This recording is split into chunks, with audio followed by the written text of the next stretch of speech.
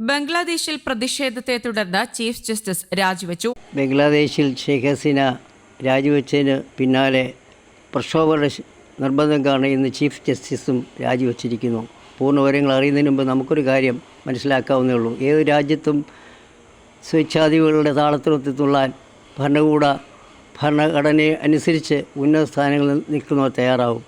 ഇവിടെയും കഴിഞ്ഞ 14 വർഷമായി പല കരുത്തേറിയ ഭരണ സ്ഥാപനങ്ങളും ദേശമൊക്കെ ചരിഞ്ഞിട്ടുണ്ട് ഇല്ലേ?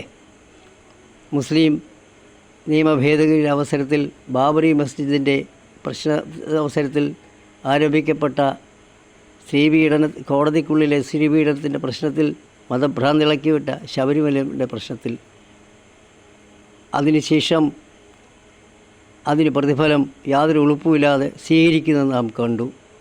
ഇപ്പോൾ അതൊക്കെ മാറുമെന്ന് പ്രതീക്ഷിക്കാം.